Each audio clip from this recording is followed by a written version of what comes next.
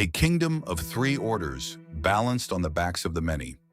Clergy and nobles, under 3% of France, paid almost no tax. The Third Estate, 97%, carried the weight. Wars had emptied the treasury, and bread prices soared after the failed harvest of 1788. The treasury is exhausted. The notables refuse reform. I have no choice but to summon the Estates General.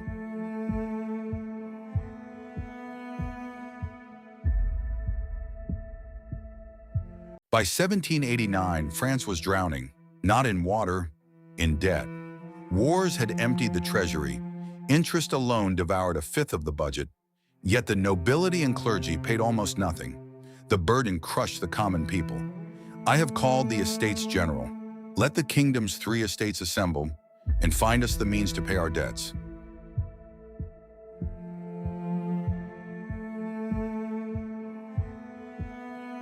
June 1789, a locked door, and the moment a kingdom cracked open. France was drowning in debt. The Third Estate, 98% of the nation, was tired of being outvoted by the privileged few. So they declared themselves the National Assembly. Locked out of their hall, the delegates marched through Versailles and crowded into an indoor tennis court. There, 576 men raised their hands and swore a single oath.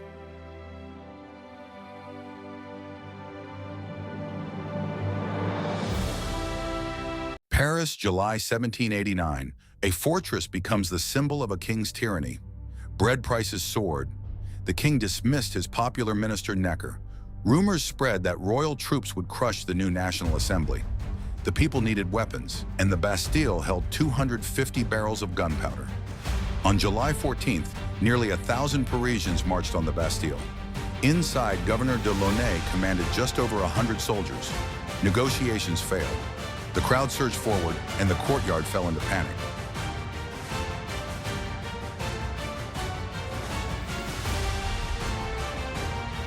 Summer 1789. The Bastille has fallen. Now the countryside catches fire. Rumors spread that nobles hired brigands to crush the revolution. Real or imagined, the panic was contagious. Whole villages armed themselves. Then they turned on the manor houses, hunting one prize: the feudal records that chained them. August 4th, the National Assembly meets in crisis. A nobleman rises first.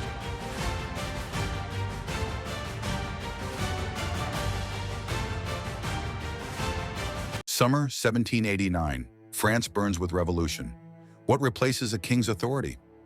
On August 4th, the National Assembly abolishes feudal privilege in a single dramatic night. Then they reach for principles.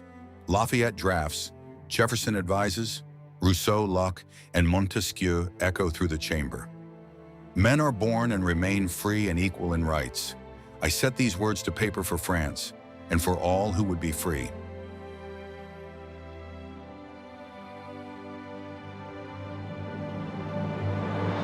Autumn 1789. Paris is starving and bread costs everything. On 5th October, thousands of market women gather and set out for Versailles. 12 miles of mud and rain. They carry kitchen knives, pikes, and a few cannon, demanding bread from the king himself. We feed our children on empty shelves. Let the baker and his wife come live among us, and we shall have bread at last.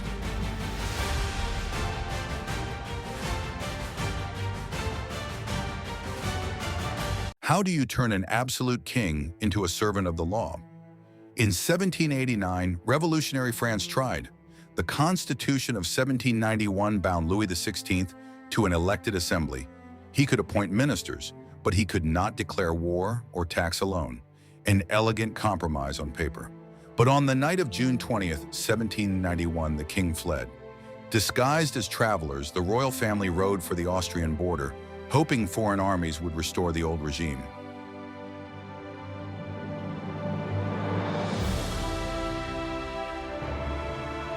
In 1791, a king tried to vanish. The whole nation noticed. Louis XVI was a captive in his own palace.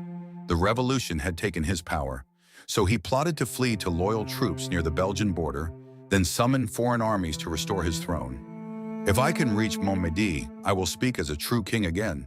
These men will never hold me forever.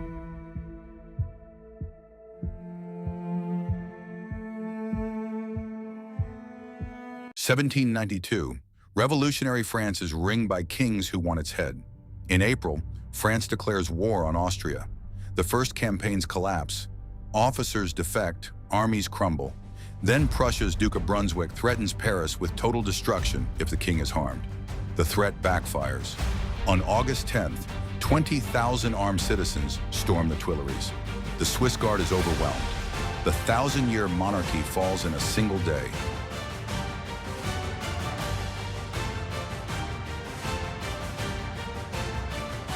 September 1792. Enemy armies march on Paris, and the prisons are full. News breaks that Verdun has fallen. Panic erupts. Mobs storm the Abbey prison and begin slaughtering inmates they brand traitors. Over 5 days, crowds hold crude trials and execute prisoners with knives, pikes, and clubs. Between 1,100 and 1,400 die. France is in danger. We must dare and dare again, and the homeland is saved.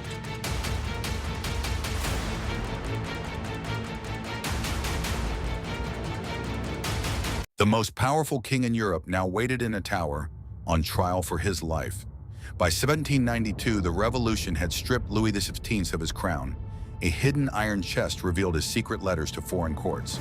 The convention debated a question no nation had answered. Could a king be judged? Louis is not on trial as a citizen. He is the enemy of the nation, and the republic cannot live while he breathes.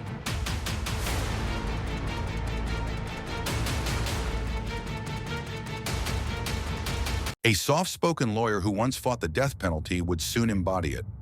Maximilien Robespierre arrived at the Estates General in 1789. His refusal of bribes earned a nickname, the Incorruptible. The Jacobin Club, born in a Paris convent, became a radical engine. Robespierre rose through it, eliminating rivals with pure oratory.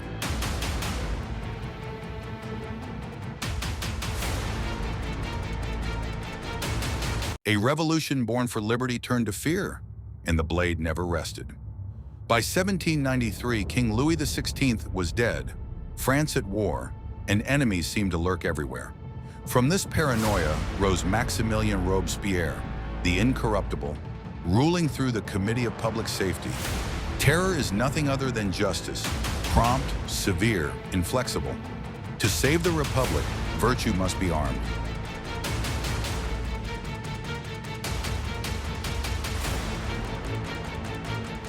Summer 1794. The man who ruled the terror is about to face it. Maximilien Robespierre, once called the Incorruptible, now feared as a dictator. The guillotine never rests. There are traitors among us. I name no one, but I see you.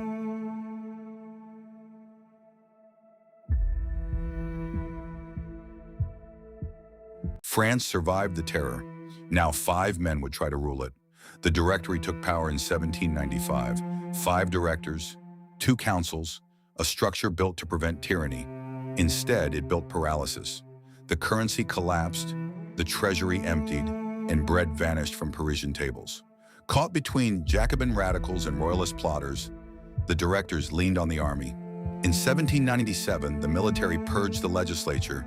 Each rescue weakened the civilians and emboldened the generals.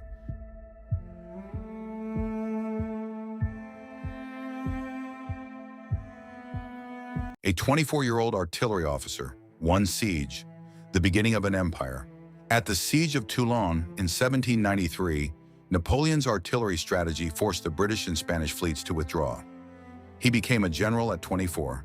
The revolution rewarded talent over birth. His Italian campaigns crushed Austria. Egypt enhanced his legend. Then in November 1799, conspirators moved to overthrow the failing Directory.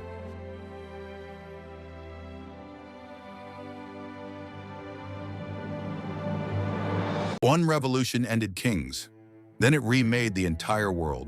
In the 1789, the Declaration of the Rights of Man proclaimed all men born free and equal. The idea spread like wildfire across Europe. Revolutionary armies carried the ideals across borders. They awakened nationalism in the lands they conquered, sparking the resistance that reshaped Europe's map.